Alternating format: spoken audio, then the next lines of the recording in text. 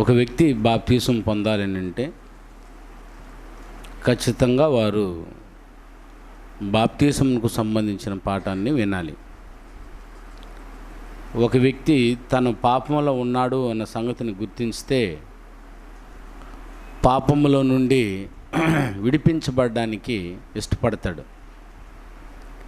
అటు వ్యక్తి పాపము నుండి విడుదల పొందాలి అని అంటే ఖచ్చితంగా రక్షణ సువార్తను వినాలి. సువార్తను వినకుండా ఓ వ్యక్తి బాప్తీసం పొందడానికి వీల్లేదు. తను పాపముల నుండి, మరణములో నుండి, ఉగ్రతలో నుండి నేను రక్షింపబడాలి అనే సంగతిని ఒక వ్యక్తి గుర్తించినప్పుడు అందులో ఉండి రక్షణ పొందడానికే రక్షణ సువార్తను వినాలి. మీరు బాగా అర్థం చేసుకోండి. ఒక వ్యక్తి పాపము నుండి, మరణము నుండి, ఉగ్రత నుండి, ఓ యవ్వనుడు ఈ మూడు విషయాలలో ప్రమాదంలో పడిపోతాడు. శిశు దశ నుంచి, బాల్య దశ నుంచి యవ్వన దశకు వచ్చిన ప్రతి ఒక్కరూ సహజ వాంఛలు పరిపక్వతం పొందటం చేత వారు పాపములో పడిపోతారు. అనగా ఆజ్ఞను అతిక్రమిస్తారు. ఆజ్ఞ అతిక్రమమే పాపం. ఆ పాపములో పడిన వ్యక్తి ఆదామునందు అనే పరిధికి వెళ్ళిపోతాడు. భూమి మీద 2 కార్యక్రమాలు నిత్యం జరుగుతూనే ఉన్నాయి. అది ఒకటి ఆదామునందు ఆర్ లోకమనందు అని దాని పేరు. రెండవది సంఘమునందు, అది క్రీస్తు అనే పరిధి. క్రీస్తు అనే పరిధి పరలోకానికి కావలసిన వ్యక్తులను తయారు చేసుకుంటూ ఉంది. లోకము లేదా ఆదాము అందు అనే పరిధి నిత్య నరకాగ్నికి కావలసిన కుమారులను తయారు చేసుకుంటుంది. ఇప్పుడు ఆదామునందు ఆరు లోకమునందు అనే పరిధికి ఓ వ్యక్తి ఎప్పుడు వెళ్ళిపోతాడు అంటే శిశువులు వెళ్ళరు, చిన్నపిల్లలు వెళ్ళరు, బాలురులు వెళ్ళరు. అందులో ఎవరు పడిపోతారు అని అంటే పాపముల చేతను, అపరాధముల చేతను ఎవరైతే ఆత్మలో చచ్చిపోతారో, ఆత్మలో దేవుని దగ్గర నుంచి ఎవరైతే ఎడబాటు అయిపోతారో వారు మాత్రమే ఆ పరిధిలో పడిపోతారు. ఆదామునందు అనే పరిధి. ఆదామునందు అనే పరిధిలో ఏముంటుంది, ఆరు లోకము అనే పరిధిలో ఏముంటుంది అని అంటే 21 చెడు లక్షణాలతో కూడుకున్నటువంటి వ్యక్తిత్వాలు అందులో ఉన్నాయి. రోమీయులకు రాసిన పత్రిక మొదటి అధ్యాయం 28వ వచనంలో చెప్పబడినటువంటి 21 లక్షణాలు ఉన్నాయి కదా. వీరందరూ ఆదామని పరిధిలోకి వెళ్ళిపోయిన వాళ్ళు. అయినా రోమీయులకు రాసిన పత్రిక మొదటి అధ్యాయము 28వ వచనంలో ఉంది చూడండి. ఈ గుణ లక్షణాలన్నీ కలిగిన వారు ఎవరండి ఆయన? చూడండి ఏమంటుంది. మరియు వారు దేవునికి తమ మనసులో చోటియ నొల్లకపోయిరి గనుక చేయరాని కార్యముల చేయవలసిన కార్యాల చేయరాని కార్యములు చేయుటకు దేవుడు వారికి భ్రష్ట మనసును అప్పగించెను. చూసారా ఈ వ్యక్తిత్వాలు చూడండి. ఇవేవి క్రీస్తునందున్న పరిధి కాదు, ఇది ఆదామునందున్న పరిధి. దుష్టత్వము, లోభము, ఈర్ష్య, మత్సరము, కలహము, కపటము, కొండెగాండులను, అపవాదకులను, హింసకులను, లిస్ట్ తెలుసు కదనండి మీకు. వీళ్ళందరూ ఎవరిలో ఉన్నవారు? కింద లాస్ట్ వచ్చిన అందులోని ఇట్టి కార్యములను అభ్యసించువారు మరణమునకు తగినవారు. అంటే ఇట్టి కార్యములు చేసిన వారు ఏమైపోయారమ్మా? మరణము. ఏ మరణం? ఆత్మీయ మరణము. అనగా మరణం అనే పదానికి అర్థం ఏంటి? ఎడబాటు. ఎవరి దగ్గర నుంచి? దేవుని దగ్గర నుండి ఎడబాటు అయిపోయారు. ఈ కార్యాలు చేసేది శిశువులా యవ్వనులా, బాలుర్లా యవ్వనులా? అది ఈ యవ్వన ప్రాయాలు ఈ కార్యక్రమాలు చేసిన వారందరూ మరణంలోనికి పాల్పడ్డారు. ఆదాము నందు లోకమునందు అనే పరిధికి వెళ్ళిపోయారు. ఇంకా వీళ్ళు సచిన వారు మరణమునకు హేతువులయ్యారు అంటాడు. ఎఫెసీయులకు రాసిన పత్రిక 2వ అధ్యాయం 1, 2, 3 వచనాలు చదవనైనా. మీ అపరాధముల చేతను పాపముల చేతను మీరు సచ్చిన వారై ఉండగా, ఏనైనా చదువు. పాపముల చేతను మీరు సచ్చిన వారై ఉండగా ఆయన మిమ్మును క్రీస్తు కూడా బ్రతికించెను. మీరును వాటిని చేయుచు వాయుమండల సంబంధమైన అధిపతిని అనుసరించి అవిధేయులైన వారిని అనుసరించి ఈ ప్రపంచ ధర్మము చొప్పున ముడుపు నడుచుకుంటురి. వారితో కలిసి మనమందరమును శరీరం యొక్కయు మనసు యొక్కయు కోరికలను చేర్చుకొని శరీరాశలను అనుసరించి మునుపు ప్రవర్తించుచు కడము వారి వలె స్వభావ సిద్ధముగా దేవోగ్రతకు పాత్రులమైతిమి. అర్థమైందమ్మా? ఆదామునందనే పరిధిలో ఏమేమి ఉందనైనా? ఒకటి పాపంలో పడిపోయాము, రెండోది మరణంలో పడిపోయాము, మూడోది ఉగ్రతలో పడిపోయాము. వీళ్ళ మీద ఏ రోజుకైనా ఆయన ఖచ్చితంగా తీర్పు తీర్చుకోవడానికి సిద్ధంగా ఉన్నాడు, పగ తీర్చుకోవడానికి సిద్ధంగా ఉన్నాడు. దేవుని కష్టాన్ని తిని దేవుని కొరకు బ్రతకని వీరందరి మీద కక్ష సాధింపు ఖచ్చితంగా ఉంది. అది ఎప్పుడు అని అంటే అదుగు నిత్య మరణం.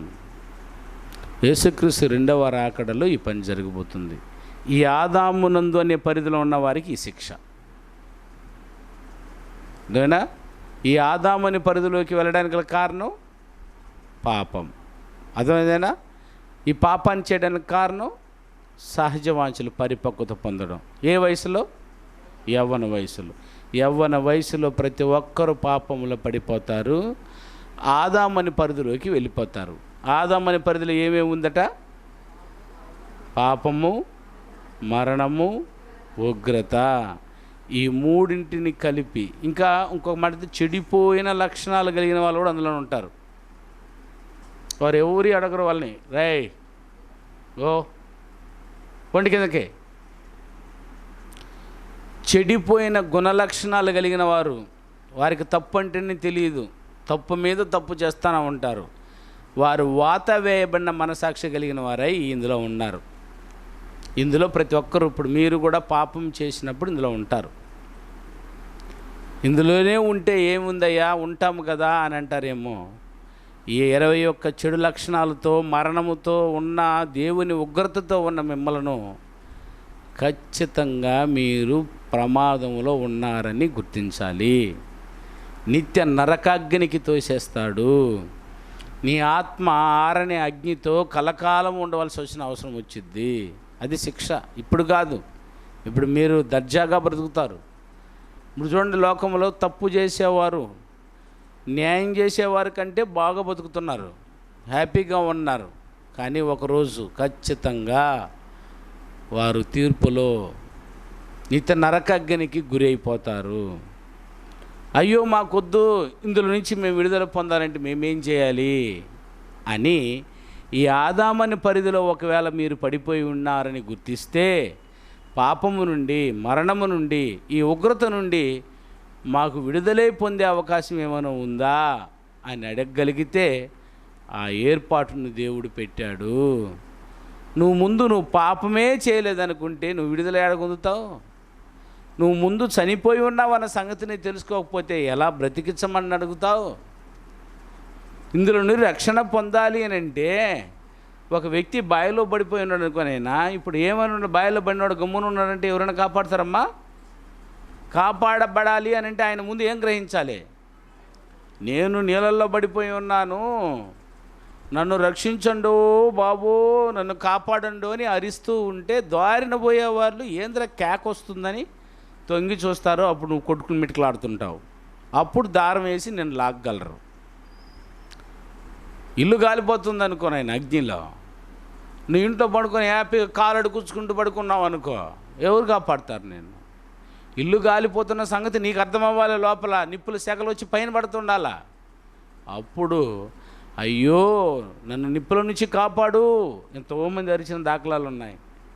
తెలుస్తుంది. ఈ టవరు అయినా పెంటకన్పేటలో టవర్ పేలిపోయినప్పుడు కాలిపోతూ ఉంటే వందలాది మంది ఉద్యోగం చేసే వాళ్ళ టవర్లో తగులుకున్నారు. విమానం తెత్తుకుపోయి గుద్దేశాడు కదా నాన్న, గుద్దిన వెంటనే బిల్డింగ్ మొత్తం కాలిపోతూ ఉంది. ఎన్నో అంతస్తులు, కిందకి దిగిరాలేరు, అది ఆ లోపు పూడిపోయిద్ది. అరుచుకుంటూ కింద దూకేశారు కొంతమంది మంటల్లో చిక్కుకున్నారు. వారి కేకను ఒకసారి మీరు వింటే మీకు అర్థమవుద్ది. అయ్యో మమ్మల్ని కాపాడండి అని అరుస్తున్నారు. కిటికీ సందుల్లోనూ, మేడ మీద నుంచి, వరండాలోను, దాంట్లో నుంచి. తాము ప్రమాదంలో ఉన్నామని అలా గుర్తిస్తే కొంతమందిని కాపాడగలిగారు. ఆ లోపు మొత్తం కూలిపోయింది మండి.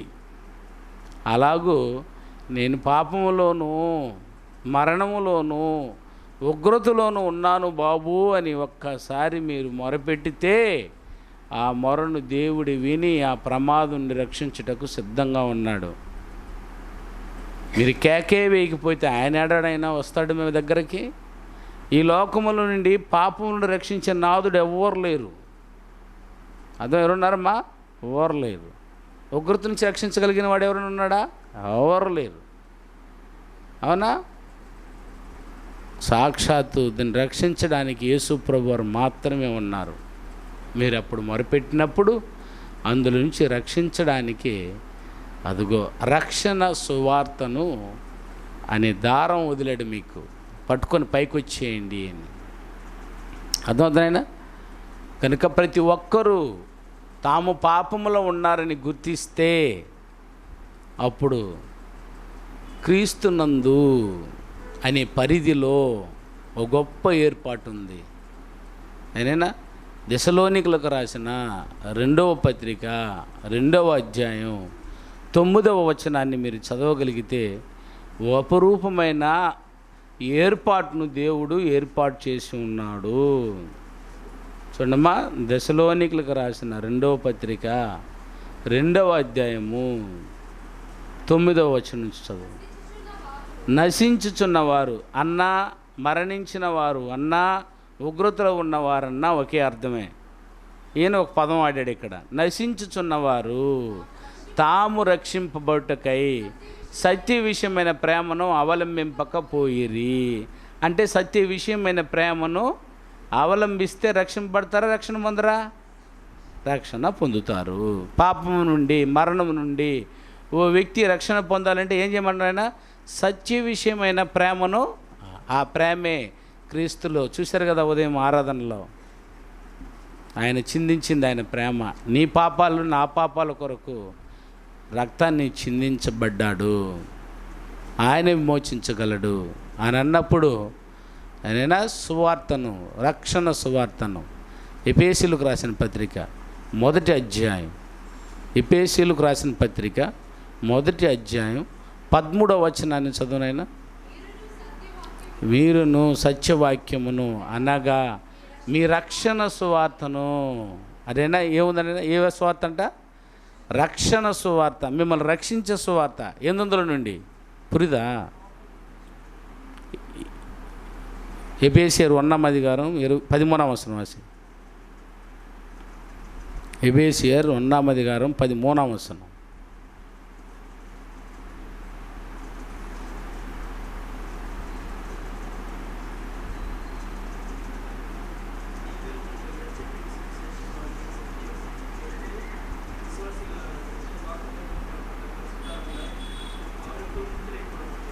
రక్షణ సువార్తను అని చూడు అక్కడ. రక్షణ సువార్తను మీరు విని ఉందనైనా మాటను సత్యవచనం అనగా కింద బారు పైకి చదువు 13. అది రక్షణ సువార్త. నువ్వు ఏం చేయలేనా? చూడాలా, వినాలా. వింటే ఆ ప్రమాదం నుంచి మీరు రక్షణ పడుతారు. సో రక్షణ సువార్తలు ఏమేమి ఉందట? అది రక్షణ సువార్తలు ఏముందట అయినా ఏమన్నా? అపోస్తుల కార్యములు 8వ అధ్యాయము 12వ వచనం. అపోస్తుల నడవడికలు 8వ అధ్యాయం 8వ అధికారం 12వ వచనం.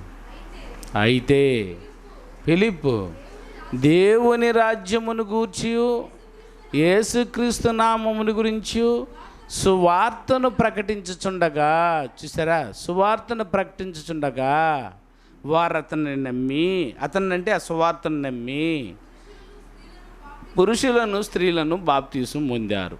అంటే బాప్తీసం పొందాలంటే ఏం చేయాలంటే ఆయన విశ్వసించాలా. దేని యందు? రక్షణ సువార్త. రక్షణ సువార్త ఏమేముంది?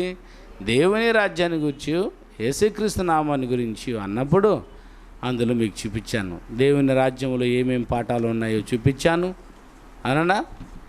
అలాగే క్రీస్తు నామందు ఏ పాఠాలు ఉన్నాయో చూసాం. దేవుని రాజ్యం అన్నదంటే దాదాపు అన్ని పాఠాలు చూసేసాం. ఒక దేవుని రాజ్యం చార్ట్ మ్యాప్ ఉంది, అది తర్వాత చెప్తాను. ఇప్పుడు క్రీస్తు నామమును గూర్చిన సత్యము అన్న దాంట్లో ఈరోజు మొదటి పాఠాన్ని చూద్దాం. ఏం పాఠం ఉందని అందులో? క్రీస్తును గూర్చిన సత్యం. ఏ సత్యం అట?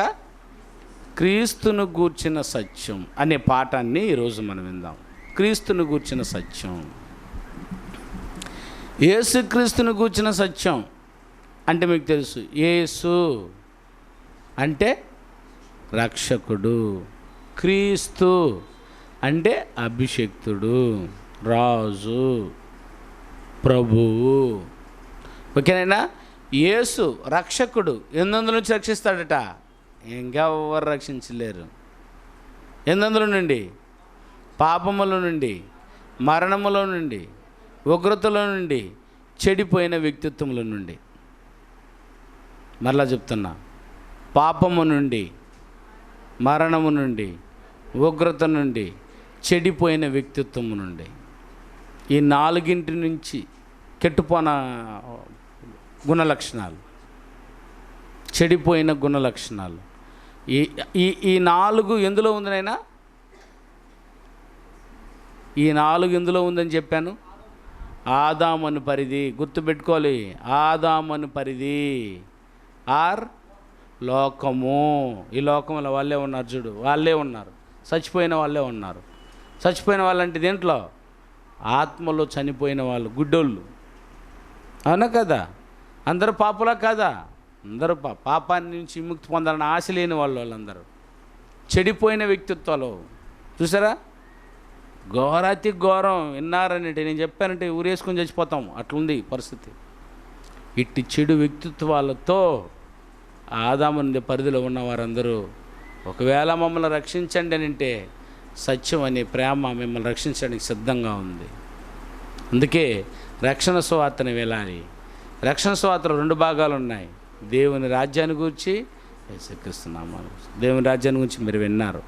యేసుక్రీస్తు నామాన్ని గురించి కూడా, యేసుక్రీస్తు అంటే ఎవరు, ఎలా ఎరగాలి ఆయన్ని?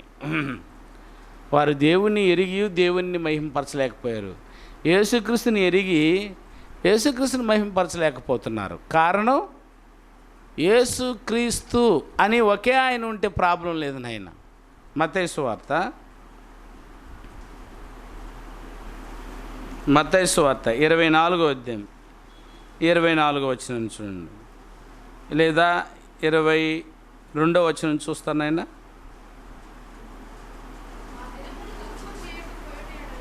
Hmm. 24వ అధ్యాయము 20వ వచనం చదువు తల్లి. అప్పుడు మహాశ్రమ కలుగును గనుక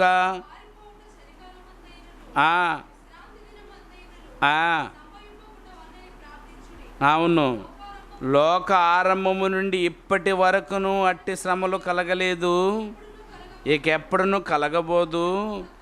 ఆ దినములు తక్కువ చేయబడకపోయిన యెడల ఏ శరీరు తప్పించుకొనడు.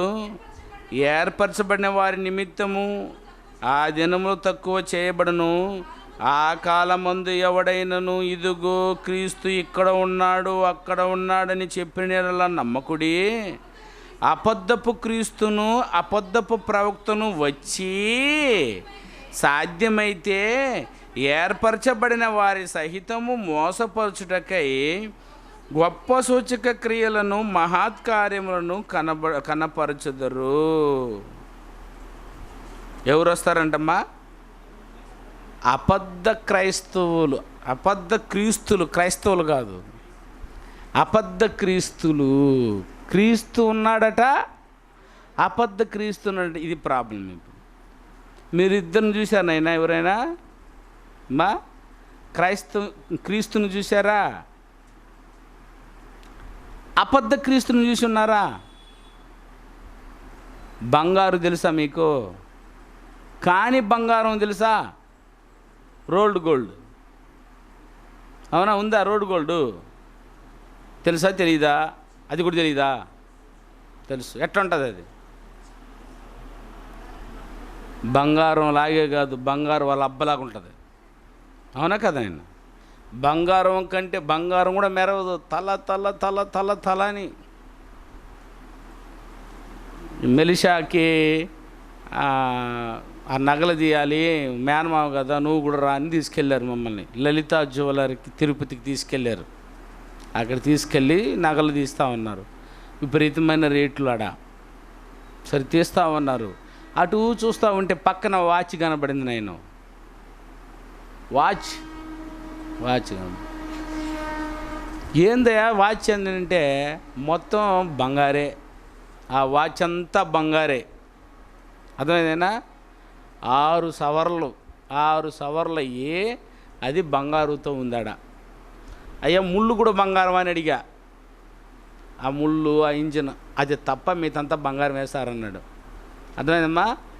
అంతదాకా ఆ లోపల ఉన్న పదార్థాలు తప్ప, ఆ ఇంజిన్ తప్ప మిగతాన్ని అది కూడా చేసేకూడదా అని అడిగా. రిపేర్ అయితే అది పెరుక్కుని వేరే పెడతారు సార్. అర్థమైందా? అంటే మొత్తం బంగారమే వాచి. ఎంత అని అడిగా. 6 సవర్లు ఎంతనైనా దాదాపు 60-70 వేలు అన్నాడు. దేన్ని? వాచ్ని. మా అక్క అక్కడ కూర్చొని ఉంది, మా మూడో అక్క. ఇది చూసింది. వీడు ఎందుకు రేట్ అడిగాడని చూసిందేమో. ఎంత అని అందరు అడిగితే నేను అడిగాను, ఇంకొక ఆయన అడిగాడు, ముగ్గురు పోయి అడిగాము. కూర్చొని ఉన్నాం గడ్డ పక్కనే. వీళ్ళు సెలెక్ట్ చేసి పెట్టారు. రేటు కుదరలేదు, బయట వచ్చేసాం. చూసేసి వచ్చాము అదని. మరుసనాడు నిన్న పెళ్ళికి పోయినప్పుడు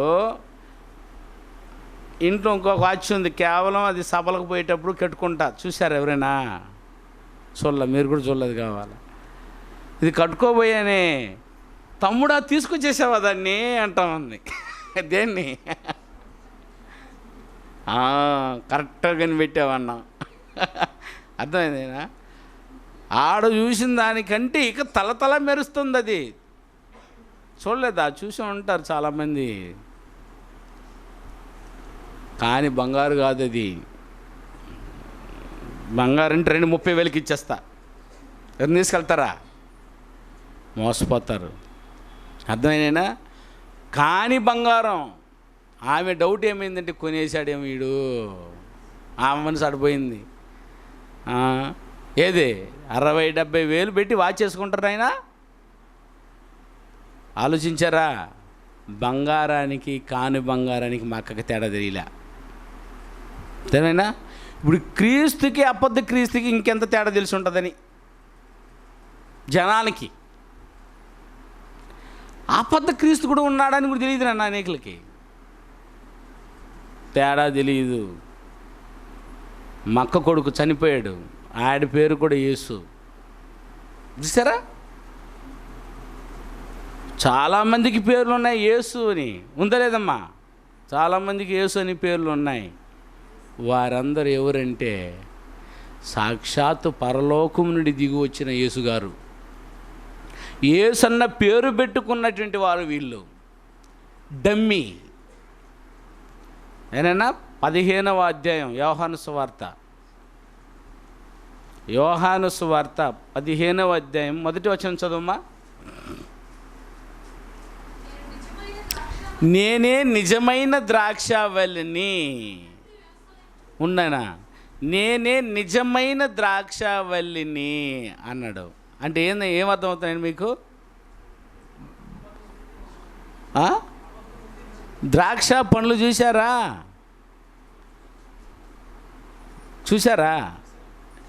నిజమైన ద్రాక్ష అంటే ద్రాక్షను చూశారని ఉన్నారు మీరు. ఇప్పుడు నిజమైన ద్రాక్షను చూసారా?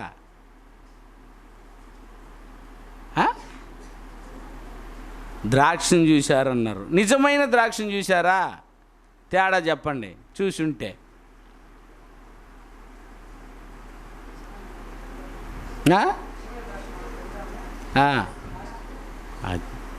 అర్థమైనా? కారుల్లో కొంతమంది ఏలాడగట్టి ఉంటారు, చూసి ఉంటారు లేదు. కొంతమంది ఇళ్ళకి వెళ్ళాము అనుకో నాయన, ఏదది కబోర్డ్, హాల్లో కబోర్డ్, టీవీ పక్కన పెట్టి ఉంటారు, కబోర్డు అద్దం వేసి ఉంటారు, తట్లో పెట్టి అరటిపండు, ద్రాక్ష పండు, యాపిల్ పండు, పండే తలుపు తీసి తినేయచ్చు అట్టుంది. కానీ అది ద్రాక్ష కాదు, అది యాపిల్ కాదు, అది అరటిపండు కాదు. అర్థమైందేనా? పండు ఉంది కానీ నిజమైన పండు ఉంది, దాన్ని కూడా పండే అనాలి. ఏమని పేరు పెడతారు? లేకపోతే చెప్పండి నాకు. తట్ట నిండా ద్రాక్షను చూసి ఏమని చెప్తానైనా? ద్రాక్షే, యాపిలే, అరటిపండే అనాలి. కాకపోతే నిజమైన అరటిపండు కాదు. అలాగూ యేసు ఉన్నాడు, నిజమైన యేసు ఉన్నాడు. ఇక్కడ నేను చెప్పిన ప్రకారం ఏదైనా అబద్ధపు క్రీస్తు, అబద్ధపు యేసుక్రీస్తులు కూడా ఉన్నారు అని అంటే ఇప్పటికే మీరు పరీక్ష చేశారా? క్రీస్తు ఎవరో, అబద్ధ క్రీస్తు ఎవరో? నా పేరట అనేకులు వచ్చి మిమ్మల్ని మోసం చేస్తారు అన్నాడు యేసుప్రభువు వారు. ఆయన పేరు పెట్టుకొని వస్తారట యేసు అని, అట్టే బ్రతుకుతారు. ఆయనైనా యేసులాగే బతుకుతారు. ఎట్లాగో అదే ఆయన గడ్డం పెట్టుకునడో లేదో ఏమో కానీ గడ్డాలు పెట్టి దింపేశారు ఫోటోలో. ఆయన యేసు కాదు. నేను ఇప్పుడు చూస్తున్న ఫోటోలన్నీ ఎవరు కరెక్ట్గా లేరు, ఎవరో ఊహించి చిత్రించినటువంటి ఒక చిత్రపటం అది, అంతేగాని ఆయన నిజంగా యేసుక్రీస్తు కాడు. ఇంతవరకు అప్పుడు యేసుక్రీస్తు ఉన్న నాటికి ఫోటోగ్రాఫర్లు లేరు. అర్థమైనా? ఎవరో కొన్ని కథలు అల్లారు, అది నిజమో అబద్ధమో కూడా తెలియదు. యేసుక్రీస్తు ముళ్ళ కిరీటముతో రక్తము కారుతూ ఆ యెరూషలేము వీధుల గుండా వెళుతున్నప్పుడు తన కన్న మరియానా ఒక తెల్లటి టవల్ తీసుకెళ్ళి మొహాన్ని అద్ది తీసిందట, రక్తం కారుతుంటే. అప్పుడు తీసివేసిన తర్వాత దానికి ఆ గుడ్డకు పూసుకున్నటువంటి రూపాన్ని చూసి అనేకులు చిత్రీకరించారు ఈ ఫోటోని అని అంటారు. అది నిజమో అబద్ధమో కాదు. కానీ ఈరోజు జీసస్ ఫిల్మ్ కానివ్వండి, ప్యాషన్ ఆఫ్ క్రైస్ట్ అనే సినిమా కానివ్వండి, శాంతి సందేశం అన్న సినిమా కానివ్వండి, కరుణామయుడు అన్న సినిమాలు కానివ్వండి, వీళ్ళందరూ వ్యక్తులు, యేసుక్రీస్తులు గారు ఇల్లు. పాయింట్ అర్థమవుతుంది ఆయన? ఒకవేళ మీరు అదనుకుని ఇంట్లో తగిలించుకునేరు, అందుకే మనం ఎక్కడ తగిలించలేదు దాన్ని, నిజం కాదు కనుక. కాబట్టి మనం నిజమైన క్రీస్తును చూసాం. ఎక్కడ? అది బైబిల్లో, వాక్యములో ఆయన రూపాన్ని చూడగలం, ఆయన సుగుణాలను చూడగలం, ఆయన ఆశలను చూడగలం, ఆయన కోరికలను చూడగలం. దేవుణ్ణి కూడా చూడాల్సింది వాక్యంలోనే కానీ దర్శనాల్లో కాదు నైనా. కాబట్టి నిజమైన క్రీస్తును చూడవలసింది వాక్యములో, వ్యక్తుల్లో కాదు. పేరు పెట్టుకొని వచ్చేసారు వాళ్ళు క్రీస్తులు కారు, అబద్ధపు క్రీస్తులు. సిలువ వేసుకున్నాడు యేసు అని పేరు పెట్టుకుని ఒక ఆయన, సిలువ వేసుకుని అదే చనిపోయాడు రోమా ప్రభుత్వం, రోమ్లో ఇటలీ. చనిపోయాడు కానీ ఆయన యేసుక్రీస్తు గాడు. ఎందుకు యేసుక్రీస్తు గాడు? అట్లే బతికి చచ్చాడు కదా అని అంటారేమో. ఆయన తిరిగి లేలా. ఆయన రక్తం పరిశుద్ధమైనది కాదు. యేసుక్రీస్తు రక్తం తప్ప ఇంకెవరిది పరిశుద్ధమైనది కాదన్నప్పుడు ఎవరు పేరు పెట్టుకొని బతికన్నారు? అదొక డౌట్. సో మేము ఎలా కనుక్కోవాలి అని ఒకవేళ మీరు అడిగితే ఈరోజు ఆ పాఠం చెప్తాను. అర్థమైందేనా? ఇప్పుడు క్రీస్తుని కూర్చిన సత్యం తెలియాలి మనకి. అయినా క్రీస్తుని కూర్చిన సత్యం. సత్యం అంటే నిజం. నిజం కాంతి ఉంది ఇక్కడ. నిజం తెలుసుకోవాలా. యేసుక్రీస్తు నిజమేంది? యేసు అన్న పేరు పెట్టుకున్న వారు చాలామంది ఉన్నారు. నా పేరిట అనేక మంది వచ్చి మిమ్మల్ని ఏమారుస్తారు అన్నప్పుడు ఇప్పుడు ఈయన ఎవరో ఆయన ఎవరో కనిపెట్టగలిగే అది పట్టించేస్తా ఈరోజు ఆ నాడి మీకు. ఎట్లా కనుక్కోవాలి మేము? రోజు పరిగెత్తుకుంటూ వచ్చాడు ఒక ఆయన. మేము యేసుక్రీస్తుని చూసాం. ఎట్టున్నాడంటే వెలుగుమయమై ఉన్నాడు, నన్ను ముట్టాడు, నేను లేచాను, కథలల్లాడు. కడపటైనా నాకు మాత్రమే కనబడ్డాడు అన్నాడు ఆ రోజు పౌలు. ఇంకెవ్వరికి కనబడలేదట.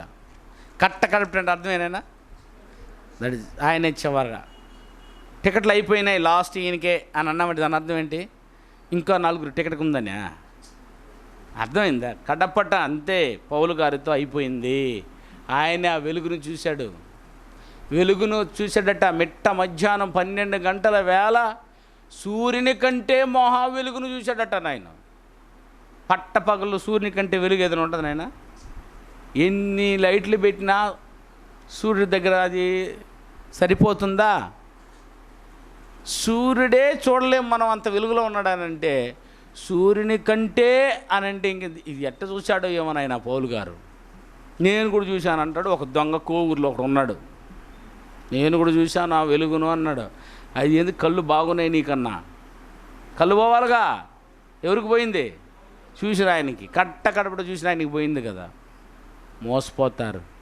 అందుకని క్రీస్తును వాక్యములో చూడు, ఆయన ప్రేమ వాక్యములో చూడు, ఆయన నవ్వు వాక్యములో చూడు, ఆయన పలుకులు వాక్యములో చూడు, గొప్పగా చూడు. వాక్యములు చూస్తుంటే కనబడతాడు నీకు. అర్థమవుతానైనా? అలాగ చూడాలి. అనగా యేసుక్రీస్తుని ఎరగాలి. అందుకని ఎలా ఎరగాలి ఆయన్ని అని అంటే, పేరు పెట్టుకున్న వారందరూ చెప్పి పుట్టినవారు కారు. అందుకే యేసు అని ఆయన పుట్టబోతున్నాడు అని 400 సంవత్సరాల క్రితమే పలకబడినటువంటి ప్రవచనాలు చెప్పబడాలి. చెప్పబడిన ప్రకారం ఆయన పుట్టాలి. అర్థమైనా? చూస్తారా ఒకసారి మత్తయి సువార్త? అందరూ బైబిల్ చూడండి. ఆయన లూకా సువార్త. ముందు లూకా సువార్త చూడండి, 1వ అధ్యాయం. లూకా సువార్త 1వ అధ్యాయం 31వ వచనం నుంచి 34వ వచనం వరకు.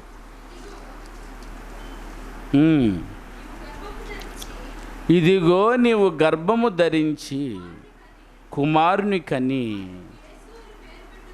ఆయనకి యేసు అని పేరు పెట్టెదవు. ఆయన గొప్పవాడే, సర్వోన్నతుని కుమారుడు అనబడును.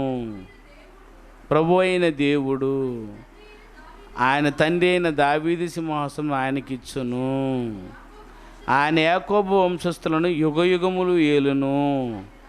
ఆయన రాజ్యం అంతములేనిదై ఉండునని ఆమెతో చెప్పాను. అర్థమైందైనా? ఇది ఎలాగూ అనింది ఆమె. 34వ వచనంలో. అందుకు మరియా, నేను పురుషుని ఎరగని దానిని ఇది ఎలాగూ జరుగునని ఆయనతో అనగా, దూత పరిశుద్ధాత్మ నీ మీదికి వచ్చును,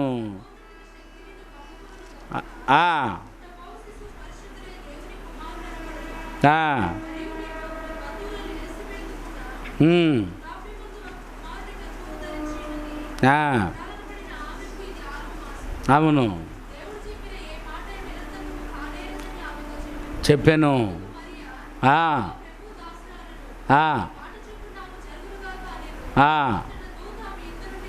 ఓకే.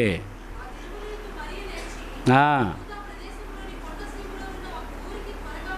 ఆ, ఆ, ఆ, ఆ, ఆహా, ఓకే. ఆ, ఆ, ఆ, ఆ, ఉమ్, ఉమ్, ఉమ్, ఉమ్, ఉమ్, ఆ, ఉమ్, ఉమ్, ఉమ్, ఉమ్, ఉమ్, ఉమ్, ఉమ్. చాలు. ఇదంతా చూస్తే ఇదేదో ఇప్పుడే అనుకొని అప్పుడే చేసినట్లేదు. ఇది ఈ సందర్భాన్ని చూస్తే కనబడింది కనుక మరియకి చెప్పేయాలి అని అనుకోలేదు. 33వ వచనంలో చెప్పిన ప్రకారం అయినా 32-33 చదువుమా.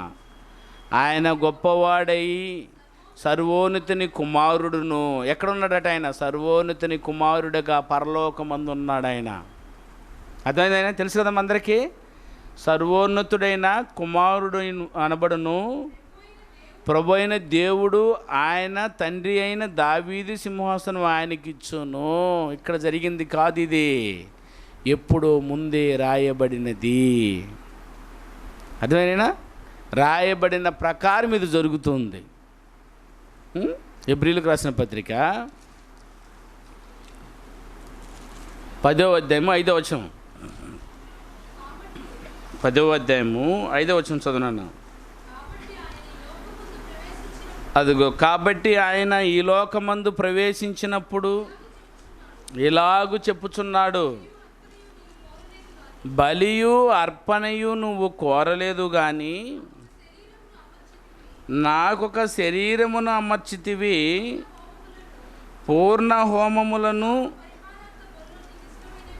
కావు. అదినైనా గ్రంథపు చుట్టలో నన్ను గూర్చి వ్రాయబడిన ప్రకారము నీ చిత్తము నెరవేర్చుటకు. చల్, ఈయన గ్రంథపు చుట్టలో ఈయన పుట్టక మునిపే ఈయన గురించి ఏం చేస్తున్నారట? అది గ్రంథపు చుట్టలో వ్రాయబడిన ప్రకారము యేసు అనే ఆయన కన్యకైన మరియా గర్భమున్న పరిశుద్ధాత్మ ప్రేరణ వలన పుడతాడు. ఆయన సర్వోన్నతుని కుమారుడు అని అనిపిస్తాడు. ఆయనకు యేసు ఆర్ ఇమ్మానుయేల్ అని పేరు పెట్టబడును. ఎప్పుడు నేను ఈ మాటలన్నీ పుట్టిన తర్వాతనా పుట్టక మునుపా? పుట్టక మునిపే.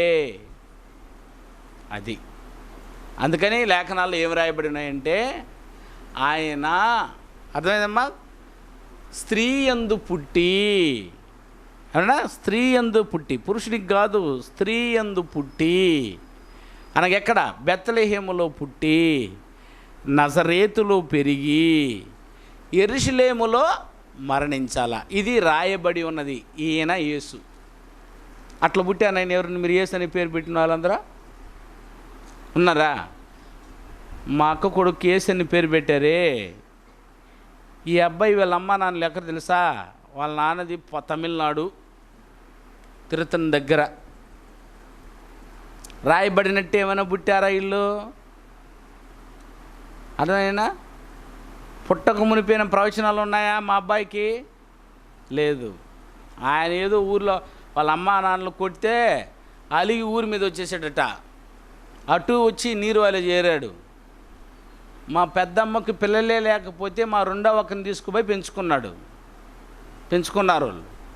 పెంచుకొని ఉంటే ఈయన సహాయం చేస్తూ ఆ ఊర్లోనూ ఉంటే ఆయనకి అక్కనిచ్చి ఇంటి అల్లుడుగా చేసుకొని అన్ని పనులకు పెట్టుకున్నారు. వాళ్ళకు పుట్టిన అబ్బాయి యేసు. ఈ యేసు వాక్యానుసారంగా పుట్టినవాడా? చూసారా తేడా చాలా ఉంది కదా. అయినా పేరైతే పెట్టొచ్చు, కానీ వాక్యానుసారంగా పుట్టక మునిపే బెత్లెహేములోనే పుట్టాలంటే ఈయన నీరువాయిలో పుట్టాడు. ఈరోజు యేసు అనే పేర్లు పెట్టుకున్న వాళ్ళు చూడైనా బెత్లెహేములో పుట్టారా? ఒకవేళ పుట్టుండొచ్చేమో, బెత్లెహేములో యేసు అని పేరు పెట్టుకున్న వాళ్ళు ఎక్కువ మంది ఉండయి. అయినా నజరేతులో పోయి పెరిగారా? ఇంపాసిబుల్. అదేనా పోని నజరేతులో కూడా పోయి పెరిగారు అనుకుందాం, అర్థమైనా. కానీ మళ్ళా యెరూషలేములో వచ్చి సిలువ వేయబడి చనిపోతారా? ఇది జరగని పని, అర్థమైందా.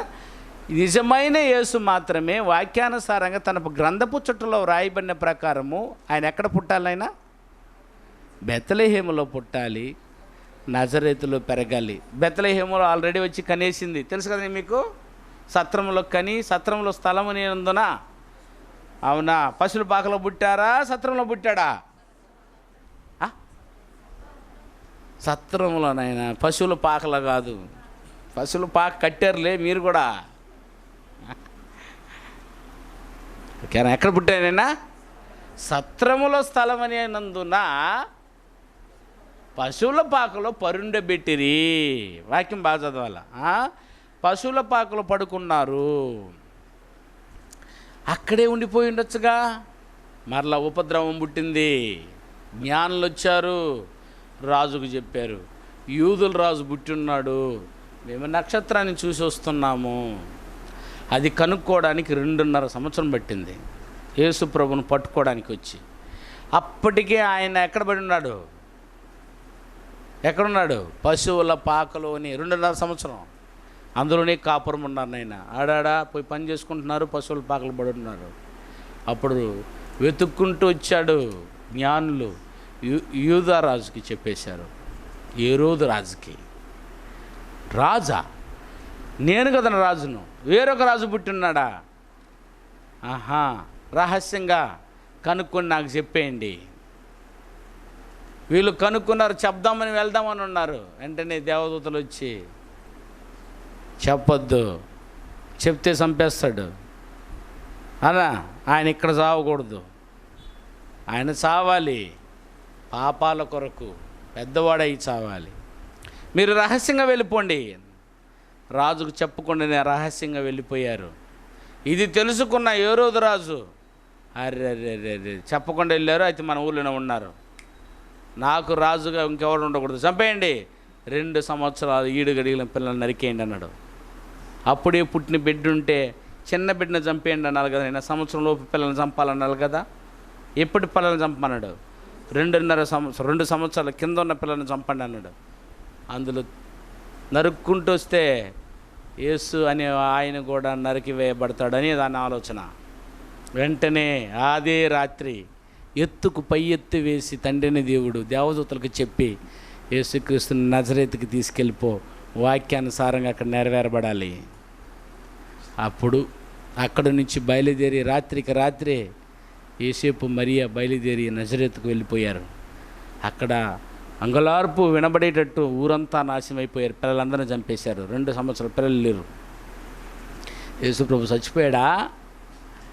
ఒకవేళ చచ్చిపోయి ఉంటే ఆయన యేసుక్రీస్తు గాడు, యేసు అని పేరు పెట్టుకున్న వారే ఉంటారు. అర్థమైనా? ఈ నిజమైన యేసు చావకూడదు. అదుగో నజరేతుకు వెళ్ళిపోయాడు, పూర్వపంగా పెరుగుతున్నాడు అక్కడ. ఇది తెలిసిపోయింది. యేసుక్రీస్తు అని ఆయన ఎక్కడ చావలేదు. బెత్లెహేములో కత్తితో నరికేటప్పుడు 2 సంవత్సరాలప్పుడు చావలేదు. ఆయన ఎక్కడ? నజరేతులో పెరుగుతున్నాడన్న వార్త వినేసింది. ఎవరికి? హేరోదు రాజు. వెంటనే సైనికులను పంపించాడు, ఏం చేయమని? చంపేయని. అప్పటికే పెరిగి పెద్దవాడైపోయి ఉన్నాడు యేసుప్రభు వారు. నజరేతులో ప్రారంభం చేస్తున్నాడు, పనిని సిద్ధం చేసుకుంటున్నాడు. వచ్చారు వాళ్ళందరూ, హేరోదు భటులు వచ్చారు. నేను చంపాలన్నాడు. చంపుతావా? లేఖనం తెలీదా నీకు? దేవుని కుమారుడు అనబడిన వాడు బెత్లెహేములో పుట్టి నజరేతులో పెరిగి యెరూషలేములో మరణించాలి. యెరూషలేము వెలుపట మనిషి కుమారుడు నశింప వల్లపడదని ఆ నక్కతో పోయి చెప్పు. ఎవరిని? హేరోదు రాజుని నక్క అని చెప్పిన మగాడు అప్పట్లో ఎవరా? యేసుప్రభు వారు. అలా చెప్పి పంపించాడు, తెప్పకొట్టాడు, మరణించాడంటే జయధ్వనుల మధ్య, అవునన్నా, జయకేతనాలతో. ఏమని? రాజు అనేనా గాడి సమాధానపు గుర్తున్నటువంటి గాడిద మీద ఎక్కి ఏమైనా స్వాగతాలతో పలుక్కుంటూ యెరూషలేముకు వచ్చాడు. అవును కదా? యెరూషలేముకు వచ్చి మరణం, సిలువ మీద అతి ఘోరంగా శిక్షింపబడిన వాడై కురడ ప్రాణం వరకు సిలువలని వదిలిపెట్టి చనిపోయాడు. అంతవరకు కూడా యేసుగాడు. అర్థమైందేనా? చనిపోయిన తర్వాత అవునా అతన్ని దింపి అతన్ని చచ్చిపోయాడని డిక్లేర్ చేసి సర్టిఫికేట్ ఇచ్చి చుట్టి అతన్ని తీసుకువెళ్ళి, యూదుల సాంప్రదాయ ప్రకారం పొద్దుపోయే లోపు సవాలు ఉంచకూడదు, త్వరితగతంగా విశ్రాంతి దినం దగ్గరికి వచ్చేస్తూ ఉంది, ఎత్తుకోబోయి తొందరగా పాతి పెట్టేశారు. ఎవరో తవ్వినా సమాధిలోకి తీసుకొచ్చి పెట్టేసి సమాధి వేసి రాజును పంపించి సీల్ వేశారు. ఎందుకంటే ఆయన బతికున్నప్పుడే చెప్తున్నాడు 3 రోజులు వేసేస్తానని. ఒకవేళ వీళ్ళు శవాలను ఎత్తుకెళ్ళిపోయి ఆయన తిరిగి లేచారని చెప్తారేమో అని రాజు దగ్గర పర్మిషన్ తీసుకొచ్చేసి ముద్ర వేసి సీల్ వేశారు. అప్పటికి కూడా యేసుగాడు. అర్థమైనా?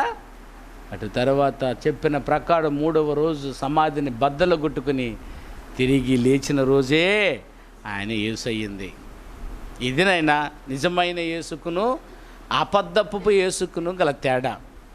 లేఖనాల ప్రకారంగా గ్రంథపు చుట్టలో వ్రాయబడిన ప్రకారము ఆయన బెత్లెహేములో పుట్టాలి, నజరేతులో పెరగాలి, యెరూషలేములో సమిపోవాలి, సమాధి చేయబడగాలి, తిరిగి 3వ దినం మంది మళ్ళీ 4వ దినం లేచి ఉన్న కూడా అబద్ధమే. 3వ దినం మంది తిరిగి లేపబడాలి, లేచి పరలోకమునికెక్కి తండ్రి యొక్క కుడిపార్శ్వమున కూర్చొని ఉండాలి. ఆయన పేరే యేసు. ఇది ఎరిగారా? ఇది వాక్యములు మాత్రమే ఎరగలము. ఈ యేసుకి ఈ పేరు ఎలాగుంటే ఈయన యేసుగాడు. మరలా ఆయన ఎరిగే విధానం ఉంది. ఆయన భూమి మీదకు ఎన్ని రకాలుగా వచ్చి ఆయన్ని ఎరగవలసి ఉన్నదనంటే ఇన్ని మీకు ఇచ్చాం. ఆ పేపర్లో చూడైనా పేజ్ నెంబర్ 16లో ఉంది, చూసారా? దాదాపు వెతికితే చిన్నవి వెతికితే 42 రకాలుగా యేసుక్రీస్తును చూడవలసి ఉందట. యేసుక్రీస్తుని ఎరగడము అని అంటే 42 రకాలుగా ఆయన భూమి మీద ప్రత్యక్షమయ్యాడు. ఒక యేసు మాత్రమే కాదు, ఆయన ఏ విధంగా ఎదిగాడో కొన్ని చూస్తాం. ఆయన చదవండి. ఆయన రోమీయులకు రాసిన పత్రిక 9వ అధ్యాయం 5వ వచనం 1. ఆయన ఏ విధంగా ఎరగవలసి ఉన్నదో చూడండి. రోమీయులకు రాసిన పత్రిక 9వ అధ్యాయం 5వ వచనం. పితరులు వీరి వారు, శరీరమును బట్టి క్రీస్తు వీరిలో పుట్టెను. ఈయన ఎవరో తెలుసా? సర్వాధికారి అయిన దేవుడై ఉండి నిరంతరము స్తోత్రార్హుడై ఉన్నాడు. ఎవరైనా యేసుక్రీస్తు అంటే ఎవరైనా దేవుడు. అబ్బా, యేసుక్రీస్తు అంటే ఎవరట? దేవుడు. అబద్ధపు క్రీస్తులు దేవుళ్ళు అవుతారా? దేవుడు అవుతాడా? స్తోత్రార్హుడు అవుతాడా? నో, స్తోత్రార్హుడట ఆయన. అనేనా నిరంతరము స్తుతించబడే క్రీస్తు దేవుడు అనబడతాడు. యోహాను సువార్త 10వ అధ్యాయం 33వ వచనం చదువునన్నా. యోహాను సువార్త 10వ అధ్యాయం 33వ వచనం. అందుకు యూదులు, నువ్వు మనుషుడివై ఉండి దేవుడునని చెప్పుకొనుచున్నావే. ఇదే శిక్షణ. ఆయన్ని సిలువలో వేయడానికి తప్పు కనిపించాలి వాళ్ళకు కూడా. వాళ్ళకి ఏమని తప్పు కనిపించిందని అంటే ఈయన మనిషి కుమారుడై ఉండి దేవుడని చెప్పుకుంటున్నాడు, అందుకు అరెస్ట్ చేసి చంపేశారు. కానీ ఆయన ఏమని చెప్పుకొని తిరుగుతున్నాడు? నేను దేవుడను, నేనే దేవుడను. జకీర్ నాయక్కి ఇది అర్థం కాల, వాడు సఫీకి ఇది అర్థం కాల. అర్థమైందైనా బైబిల్ చదివారు కానీ వాళ్ళు ఏమని ఛాలెంజింగ్ విసురుతున్నారు తెలుసా? యేసుక్రీస్తు తాను ఎక్కడ దేవుడని అనిపించుకోలేదు, ఎక్కడ రాయలేదు బైబిల్ అన్నారు. ఈ బైబిల్లో కాదంటారా దొంగల్లారా? నిలబడగలరా మీరు? తాను దేవుడనని చెప్పుకొని తిరుగుతున్న సందర్భం ఇది, కానీ వారు చెప్పలేదంటున్నారు. ఆయన ఎవరట? యేసుక్రీస్తు ఎవరటన్నా? రోమీ పత్రిక చూసిన ప్రకారం చూడు, రోమపత్రికలో 9వ అధ్యాయం 5వ వచనం చదివారు కదమ్మా. ఏమని దేవుడు? చదువు ఒకసారి. అది సర్వాధికారము కలిగిన దేవుడట. చిన్న చిన్న అధికారం కలిగి సర్వము, అది పాతాళలోకం మీద అయినను, అది భూమి మీద అయినను, అదిగో పరలోకం మీద అయినను సర్వాధికారమును కలిగిన దేవుడు యేసుక్రీస్తు. ఎవరినైనా దేవుడు, దేవుని కుమారుడు. చూసారా? మళ్ళీ ఆయన దద్దం మాట మాట్లాడక. ఇక్కడ చాలామంది ఈ మాటలు మాట్లాడతారు. స్పష్టంగా ఉంది, తానే దేవుడై ఉన్నాడు. అర్థమైందైనా? యోహాను సువార్త 10:33 ఏమన్నాడైనా? తానే దేవుడనని చెప్పుకొని తిరుగుతున్నాడని పట్టుకున్నారు. అంటే చెప్పుకుంటున్నాడు తానే దేవుడనని. యోహాను సువార్త 1వ అధ్యాయం 1వ వచనం ఏముందైనా? ఆది యందు వాక్యం ఉండెను, ఆ వాక్యము దేవుని యొద్ద ఉండెను, ఆ వాక్యమే దేవుడై ఉండెను, ఆయన దేవుడై ఉన్నాడు. హెబ్రీలకు రాసిన పత్రిక 1వ అధ్యాయం 8వ వచనం. హెబ్రీలకు రాసిన పత్రిక 1వ అధ్యాయం 8వ వచనం.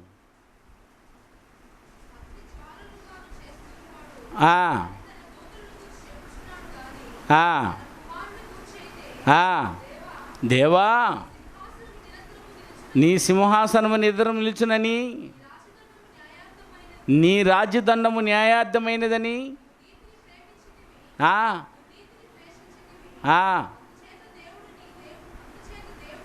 అందుచేత దేవుడు, నీ దేవుడు నీతోటి వారి కంటే నీవు హెచ్చించబడినట్లుగా అది ఉన్నత తైలముతో అభిషేకించాడట యేసుక్రీస్తుని దేవుడు అని. దేవుడే దేవుని గురించి చెప్పిన దేవుడు. ఆయన ఎవరా? యేసుక్రీస్తు. అర్థమైనా? దేవుడే యేసుక్రీస్తు దేవుని గురించి చెప్పిన దేవుడు.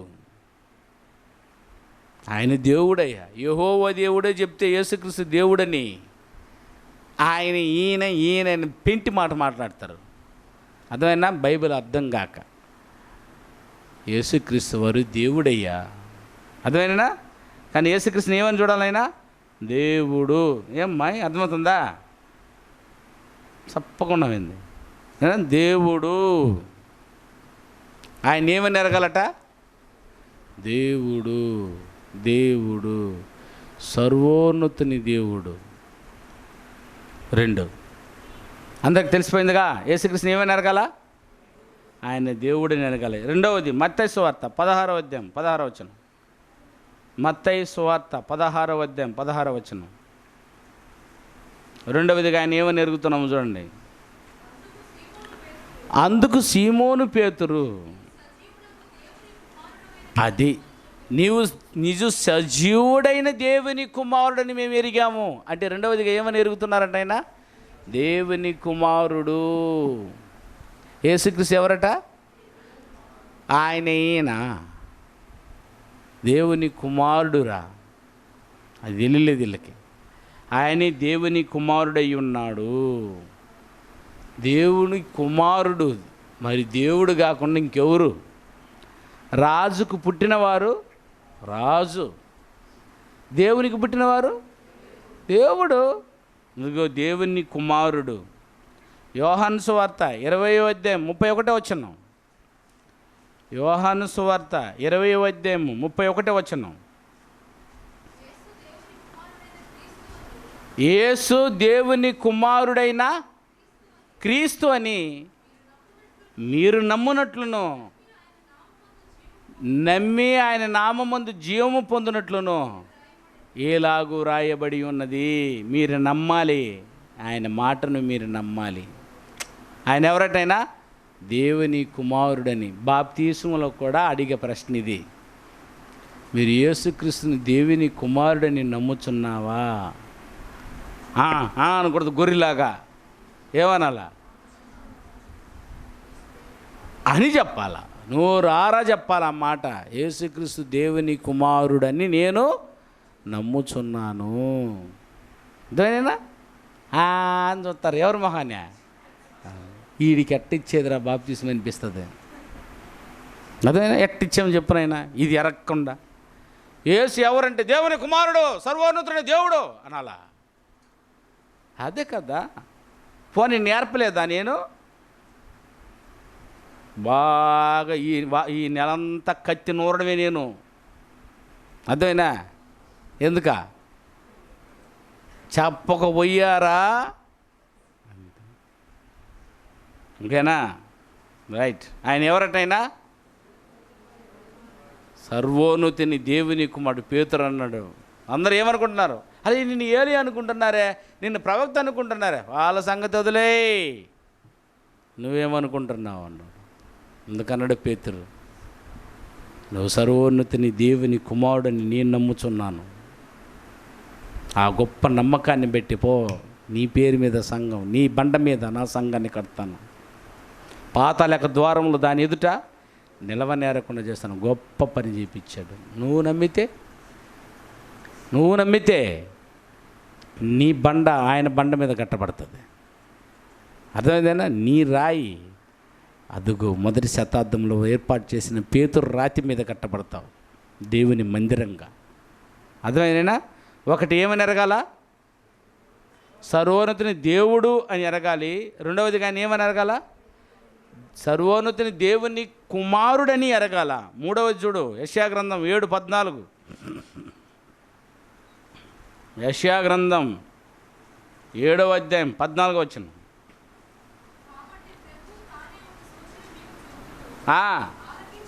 ఆలకించుడి, కన్యక గర్భవతి అయి ఒక కుమారుని కను. ఎప్పుడో రాశాడు నాయన, మరియాని గురించి రాశాడు చూడు ఇక్కడ. నిజమా? కన్యకైన మరియా గురించి రాయించాడు చూడు. కన్యక గర్భవతి అయి కుమారుని కనును, అతనికి ఏమని పేరు పెడతావు? ఇమ్మానుయేలు. ఇమ్మానుయేలు అనగా భాషాంతరము ఏనైనా దేవుడు మనకు తోడై ఉన్నాడు. మత్తయి సువార్త 1వ అధ్యాయము 23వ వచనం. మత్తయి సువార్త 1వ అధ్యాయము 23వ వచనం. ఇదిగో అదే వాక్యం కూడా చూడు. ఇదిగో కన్యక గర్భవతి అయి ఒక కుమారుని కనును, ఆయనకి ఇమ్మానుయేలు అని పేరు పెట్టబడుదురు. నెరవేరినట్లు ఇదంతయు జరిగెను. ఇమ్మానుయేలు నా పేరునకు భాషాంతరము, ట్రాన్స్లేటింగ్ ఏంటంటే దేవుడు మీకు తోడై ఉన్నాడు. సరే, ఇప్పుడు యేసుక్రీస్తుని ఎన్ని రకాలుగా ఎరిగాం మనము? ఒకటి, ఆయన దేవుడు, సర్వాధికారి అయిన దేవుడిని ఎరిగాము. రెండవది, ఆయన సర్వోన్నతిని దేవుని కుమారుడని ఎరిగాము. మూడవది, ఆయన ఇమ్మానుయేలు అని ఎరిగాము. ఆయన ఎవరటైనా ఇమ్మానుయేలు. నువ్వు పెట్టుకున్న యేసు అని ఆయనకి ఇన్ని బిరుదులు ఉన్నాయా? మీ ఇంట్లో ఎవరికైనా పేరు యేసు అని పేరు పెట్టేసి ఆయనకి ఇన్ని బిరుదులు ఉన్నాయా? ఉండదు. ఎవరికి మాత్రమే ఉంది బిరుదులు? యేసుక్రీస్తుకి మాత్రమే. అర్థమైనా? ఆయన ఏమని పిలవాలంటే ఆయన ఇమ్మానుయేలు. 4వదిగా చూడండి, యోహాను సువార్త 1వ అధ్యాయం 41వ వచనం. యోహాను సువార్త 1వ అధ్యాయం 41వ వచనం.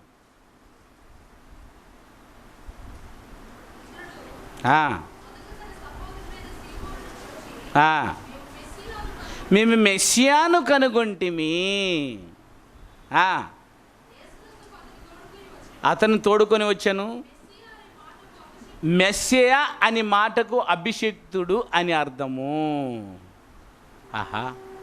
అర్థమైనా? యేసుక్రీస్తుని 4వ రకంగా ఏమని ఎరగొచ్చటనైనా? మెస్సియా, మేము మెస్సియాని కనుగొన్నాము అనేనా. యోహాను సువార్త 4వ అధ్యాయం 25 నుంచి 26 వరకు ఒక వ్యభిచారి కనుగొన్నదనైనా యేసుక్రీస్తు ఒక మెస్సియాని. ఆ స్త్రీ ఆయనతో క్రీస్తు అనబడిన మెస్సియా వచ్చునని మేము వాక్యములో ఎప్పుడో ప్రవచనాల ద్వారా ఎరిగితిమి. ఆయన వచ్చినప్పుడు మాకు సమస్తమును తెలియజేయననగా నేనే ఆ మెస్సియాను అన్నారు యేసుప్రభు వారు ఆమె దగ్గర. అబ్బా, ఇది వినేసి ఊరంతా మార్చేసింది నాయన. ఆమె ఒక వ్యభిచారిగా ఉన్న ఆమె యేసుక్రీస్తుని ఎప్పుడైతే దర్శించిందో, నేను మెస్సియాను చూశాను, యేసుక్రీస్తులో మెస్సియాను చూసింది ఆమె. ఊరంతా సువార్త ప్రకటించింది, ఊరంతా రక్షించింది. ఒక వ్యభిచారి వెళ్ళి సువార్త చెప్తే మన వాళ్ళు చూడనైనా అన్నీ బాగుండి గడప దాటరు, వాక్యం ఎత్తుకొని. తప్పు. అర్థమైనా? రైట్. ఒకటి, ఏం కనుగొన్నారట? అందరు నోరు తెరిచి చెప్పాలా? యేసుక్రీస్తుని ఏమని ఎరిగారట? సర్వాధికారి అయిన దేవుడని, సర్వోన్నతుని కుమారుడని, ఇమ్మానుయేలని, మెస్సియా అని. ఇంకా చెప్పలా. 5 చెప్తా విను. 5 చదువు నేను. యోహాను సువార్త 13వ అధ్యాయం 13వ వచనం. యోహాను సువార్త 13వ అధ్యాయం 13వ వచనం. 13వ అధ్యాయం 13వ వచనం యోహాను సువార్త చదువు. బోధకుడనియు ప్రభువనియు నీవు నన్ను పిలుచుచున్నారు. నెల్లూరు బైబిల్ విజ్ఞాన కళాశాల ప్రిన్సిపల్ పి. మోజెస్ రఘు గారి కలం గలం నుండి వెలువడిన అద్భుతమైన ఆధ్యాత్మిక ప్రసంగాల ఆడియో, వీడియో, సీడీలు, డివిడీలు మరియు పుస్తకముల కొరకు సంప్రదించవలసిన చిరునామా బైబిల్ ఎడ్యుకేషన్ లెర్నింగ్ సెంటర్ వారి బైబిల్ విజ్ఞాన కళాశాల నెల్లూరు 16-3-350 ముత్యాలపాలెం, రామలింగపురం, నెల్లూరు 524003. సెల్ నెంబర్స్ 9440910008, మరొక నెంబరు 7095910008.